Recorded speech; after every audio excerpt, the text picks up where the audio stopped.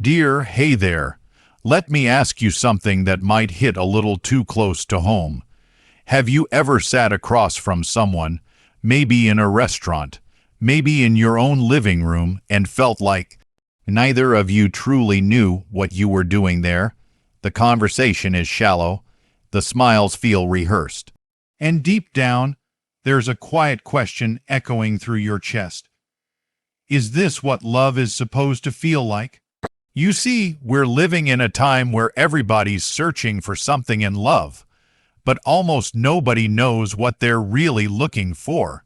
We say we want connection, but we ghost the moment things get real.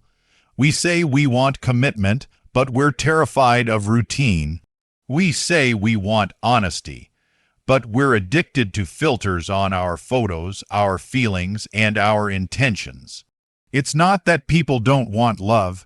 It's that we've forgotten what real love looks like, what it feels like, and more importantly, we've forgotten how to recognize it in ourselves before we go out looking for it in someone else. This video is not just about relationships. It's about you. Why you feel confused, why dating feels empty, and why, no matter how many people come into your life, it still feels like something's missing. So, if you've ever laid in bed wondering why love feels more like a maze than a path, stay with me. Because the truth is, you're not broken. You're not unlovable. You've just been misled. Let's talk about it. I don't think it's that we don't want love anymore. I think we just don't know how to want it. We don't know what it's supposed to look like, or feel like, or sound like, because for so many of us, what we saw growing up was either broken, absent, or built on survival instead of love. And when you've never seen something real, it's hard to recognize it when it finally shows up. We've got a generation of people who are trying to build relationships off of pain. We're using Instagram captions and TikTok therapy as our blueprint for love. We've been taught to chase attention instead of connection, to seek validation instead of intimacy, and to fear vulnerability because somewhere along the way, we equated love with loss. So now, people don't even know what they're supposed to want, they just know what they don't want. And baby, let me tell you, when all you know is what you don't want, you end up running from good things because you can't tell the difference between fear and instinct. You might meet someone who's kind, consistent, patient, but if you've been raised on chaos, love will feel boring. If you're used to the roller coaster, peace will feel like punishment, and that's the trap. That's the quiet tragedy happening behind the scenes of modern love. We don't know what we want because we haven't healed from what we've had. Let's be honest, most people don't want healthy love. They want familiar pain wrapped in a different body. They want a new face to mask the same old wounds. So the cycle repeats, and the problem isn't that we're incapable of love. It's that we're disconnected from our capacity for love. We don't trust our own judgment anymore. We question our feelings. We overthink every move. We talk ourselves out of good people and into situationships with folks who don't even know how to hold space for our growth. And the worst part, we've glamorized confusion. We wear it like a badge of honor. Oh, it's complicated. We say, as if confusion equals chemistry, as if struggle means significance. We've turned mixed signals into romance and consistency into suspicion. If they reply too fast, we think they're desperate. If they take their time, we think they don't care. It's like nobody can win, because deep down we're scared of being hurt again, scared of choosing wrong, scared of opening up just to be let down. So we keep one foot in and one foot out, and we call that protecting our peace, when really we're just avoiding intimacy. We're afraid to ask for what we want, because we've been trained to believe that asking makes us needy, that expressing our desires makes us a burden. So instead of communicating, we hint. We drop clues. We hope they'll just get it. And when they don't, we call them emotionally unavailable, but baby, we were emotionally unclear. So, what do people really want in relationships? If you strip away the noise, the likes, the games, we want to be seen, we want to be chosen, not just chased. We want to feel safe in someone's arms without having to perform. But that kind of love starts with clarity, and clarity doesn't come from outside validation. It comes from sitting with yourself and getting real about who you are, what you've been through, and what you need to feel whole. I've coached thousands of people, and I can tell you most folks are out here dating with no blueprint, no clarity, just vibes and hormones and a list of non-negotiables they got from social media. But relationships aren't built on memes. They're built on truth. And if your truth is still buried under pain, you're going to keep choosing people who reflect your wounds instead of your worth. Let's talk about self-awareness for a second, because until you get clear on your patterns, your triggers, your insecurities, you will attract what confirms your fears, not your faith. You'll call it chemistry when it's really just trauma bonding. You'll call it fate when it's just your past showing up with a new smile. And listen, I'm not saying you need to be perfectly healed to love. Nobody is. But you need to be honest. You need to know your emotional blind spots, because when you don't, you'll end up expecting someone else to do the work you were supposed to do for yourself. That's why so many people feel lost. That's why they say, I don't even know what I'm looking for, because they've never been taught to listen to themselves. Not their wounds, not their ego, but their soul, the part of them that's tired of pretending, the part that's craving something real. The part that doesn't need drama to feel alive. And look, I know this isn't the sexy stuff. I know it's easier to post quotes and talk about high standards than it is to sit down and say, here's what I really want, and here's what I'm afraid of. But if you can't be real with yourself, how can you be real with someone else? That's where the clarity starts, not in the apps, not in the checklist, but in the mirror. Because when you stop looking for someone to complete you and start working on becoming complete within yourself, that's when the game changes. That's when you stop chasing chemistry and start choosing compatibility. That's when you stop falling for potential and start aligning with purpose. And sweetheart, let me say this gently, you deserve that. You deserve a love that doesn't confuse you. A connection that doesn't drain you. But to receive that kind of love, you gotta get real about the kind you've been settling for. See, once you've looked in the mirror and admitted to yourself that confusion isn't love, and games aren't intimacy, now you're ready to start asking deeper questions. Now you can begin to explore what you actually want in a relationship, not what the world told you to want. Not what your past partners expected from you, but what your soul truly desires when the noise fades and the fear sits down.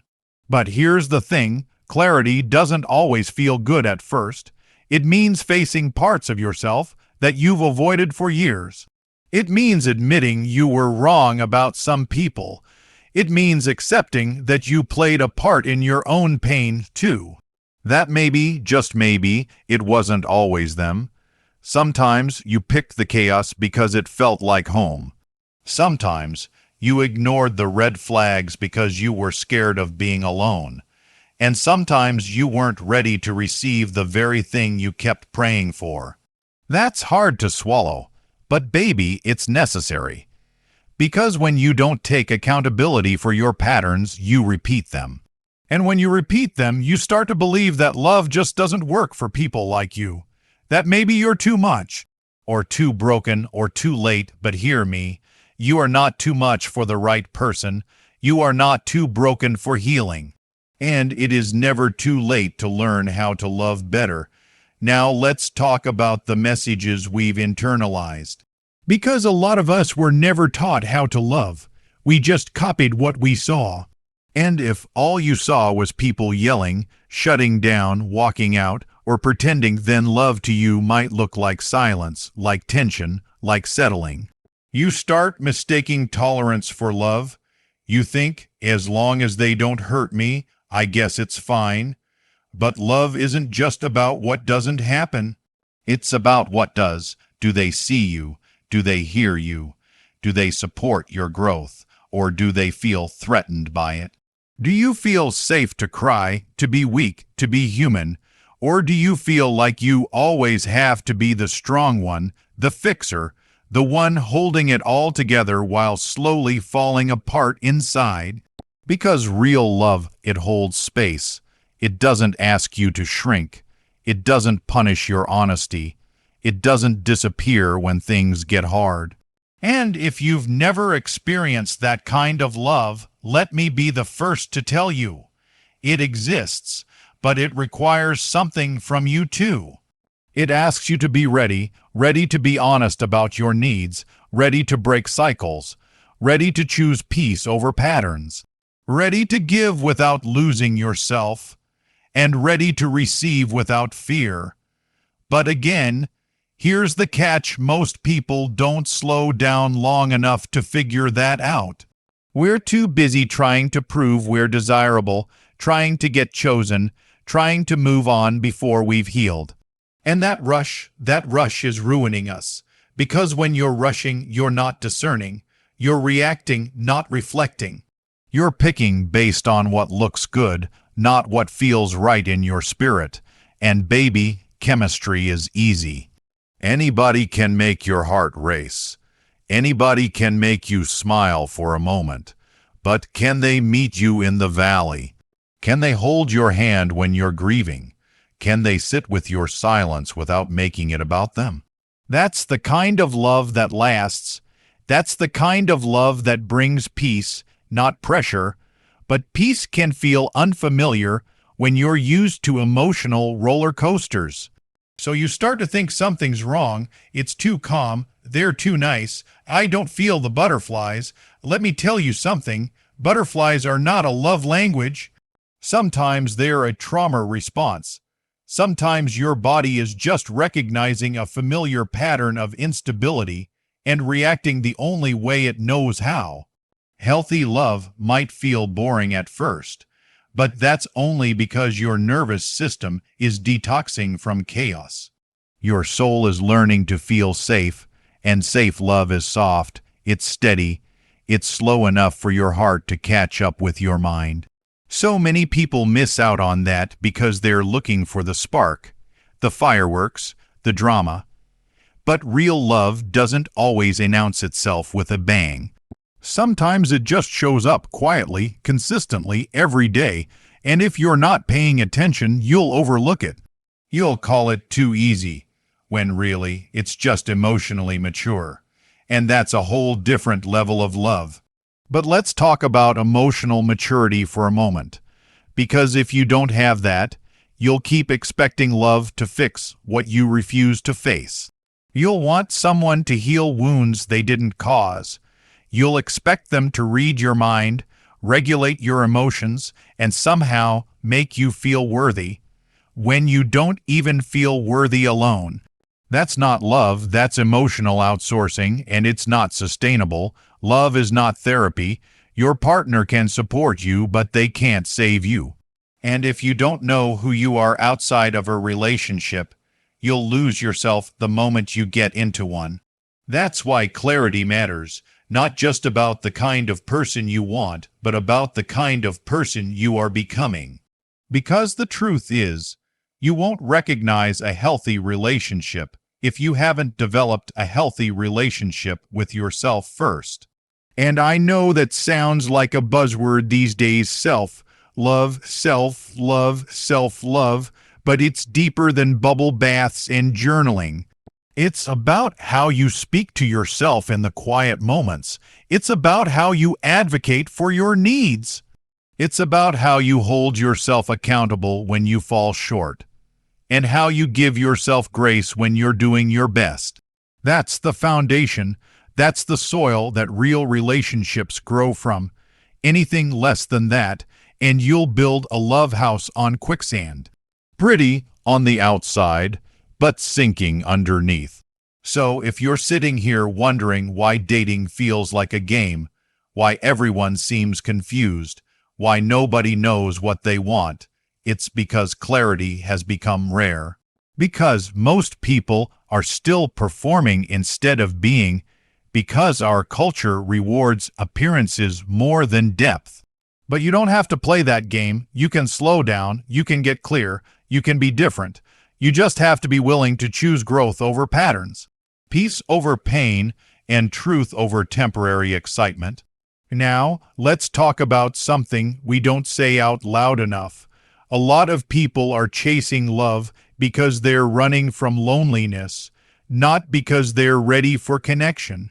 And when you approach relationships from a place of lack, you'll accept anything that feels like love, even if it isn't. You'll confuse attention with affection, presence with commitment, words with actions, and deep down you'll know it's not right.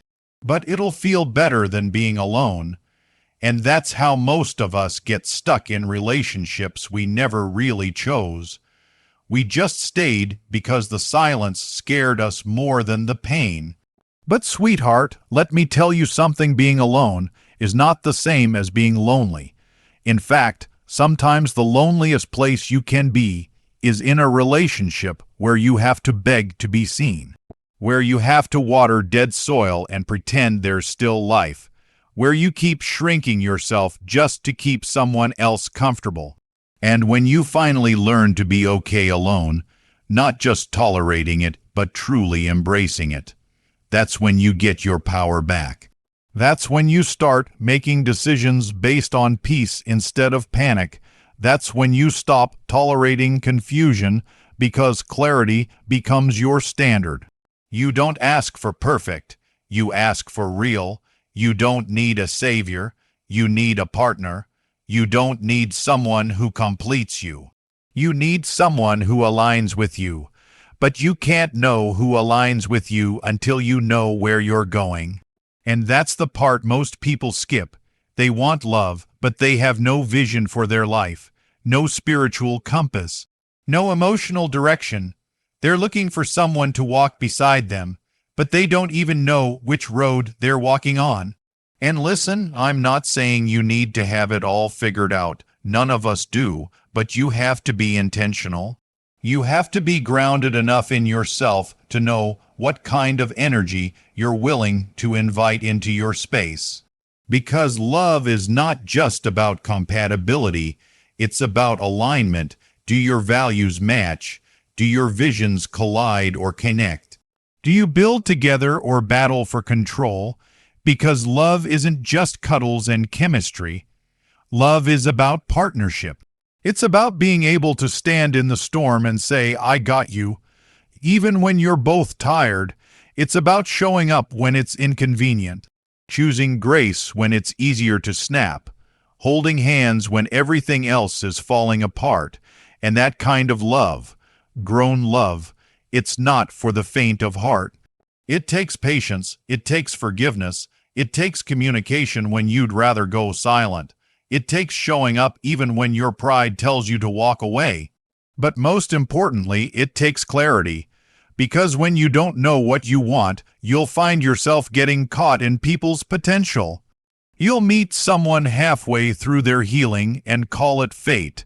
You'll ignore the warning signs because your heart's craving a story. But baby, real love is not a fantasy. It's a choice. A daily decision to show up for yourself first, so that when someone shows up for you, it's a blessing, not a lifeline. And if you're still figuring it out, if you're still healing, still learning to trust again, that's okay. That's beautiful. You don't have to rush the process just to keep up with the timeline that social media or society handed you. You're not behind, you're not late. You're exactly where you need to be to grow into the kind of person who can love and be loved without losing yourself. Because the truth is, love is not supposed to confuse you. It's not supposed to make you question your worth or silence your needs, or shrink your voice. Love at its core is safe, it's soft, it's sacred, but if you've only known love that hurt you, lied to you, abandoned you, or used you, then real love will feel foreign. It'll feel unreal, you'll question it, sabotage it, push it away just to protect yourself, and that's why healing is essential. Not for the next relationship, but for you. So that when love comes again, and it will, you won't let your past ruin your future. You won't let your wounds speak louder than your wisdom. You'll stand in that moment and say, "This time, I know what I want. I know what I deserve, and I'm not settling for anything less." See, you were never meant to settle. You were meant to discern. You were meant to walk in love with your eyes open, your heart whole, and your soul aligned. But to do that, you have to take your power back from the pain. You have to stop romanticizing confusion. Stop excusing inconsistency and stop telling yourself that maybe is good enough because it's not. You're not just anybody. You are worthy of a love that speaks your language, that honors your depth, that sees your scars and still stays. But before anyone else can love you like that, you have to believe you're worthy of it. That's the shift. That's when the noise stops. That's when the confusion clears. That's when you finally know not just what you want, but what you're no longer willing to accept. You ever notice how when someone asks you what you're looking for in a relationship, most people pause? And then they give a list. They say things like, "I want someone loyal, funny, attractive, ambitious." But that's not clarity, that's a checklist. That's a reflection of what sounds good, not what feels right, because real love can't be measured in surface qualities. Real love is felt in the silence, in the struggle, in the space between words. And I'll be honest with you, sweetheart, most people don't know what they want because they've never felt safe enough to ask themselves the real questions. Like, what scares me about being fully loved? What part of me still believes I'm unworthy of joy? Am I looking for someone to partner with, or someone to rescue me from my own silence? These are hard questions, but they are necessary, because clarity is not about having a perfect picture in your mind. It's about having a peaceful knowing in your soul.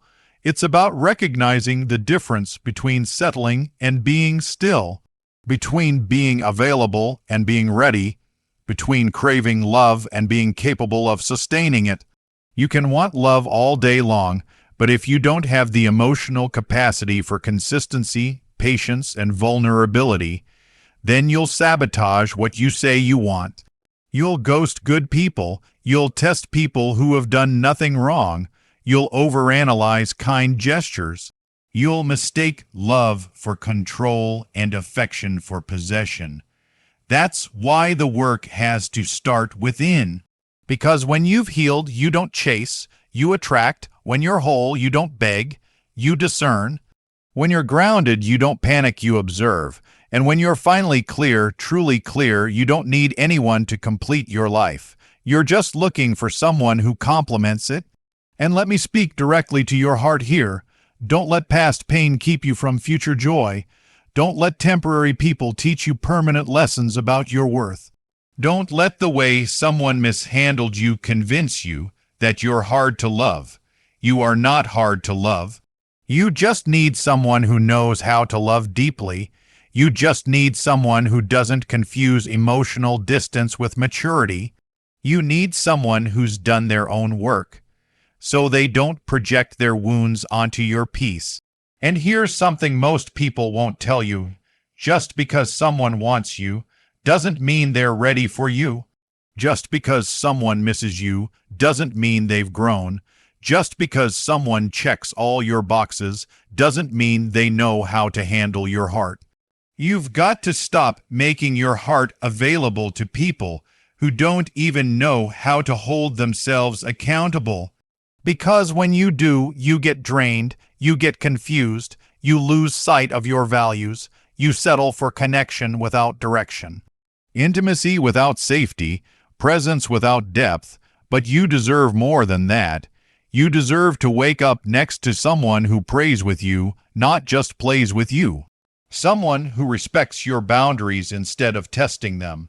Someone who's clear in their intentions, consistent in their actions, and committed to growing with you even when it's hard. And that begins with you being that person first. That begins with you setting the tone for what love looks like in your life. That means choosing yourself, not in a selfish way, but in a way that says, I honor my peace. I value my heart. I won't settle for confusion when I've worked so hard for clarity. Because the truth is, when you finally know what you want, really know it in your bones, you won't tolerate inconsistency anymore. You won't wait around for people to figure it out. You won't try to decode mixed signals. You won't keep shrinking just to be chosen. You'll sit still, you'll stand tall, and you'll trust that the right one won't require you to betray yourself. That's when the confusion ends, not because you found the perfect person, but because you became clear enough to stop entertaining what doesn't serve your growth. Because you realized that love should feel like alignment, not anxiety, like peace, not pressure, like freedom, not fear. So if you're sitting here still unsure, still wondering why love feels complicated, let this be your moment. Not to figure it all out, but to slow down, to breathe, to reconnect with your truth, to ask yourself, not what you want from another person, but what you want to feel in your own life. Because once you know that, once you know how you want to feel in love, everything else becomes a filter. Every interaction becomes data. Every relationship becomes a mirror. And baby, when you become the kind of person who walks in clarity, who walks in peace, who walks in purpose, the right one won't miss you. They'll recognize you. So keep your standards high. Keep your heart open. Keep doing the work. You're not lost. You're not broken. You're just growing. And growth always feels like confusion right before clarity kicks in. Now, if this message touched you today, if you feel like you're waking up to something inside of you that's been asleep for too long, drop me a comment. I want to hear what you're walking through. I want to know what part of this message hit home. And if you're ready to stop settling for confusion and start creating clarity in your relationships, hit that like button. Share this with somebody you love and subscribe, because we're going to keep talking real. We're going to keep doing this healing. Together, here's to clarity, here's to healing, and here's to finally choosing love from a place of peace. I'm proud of you. Now go walk in truth.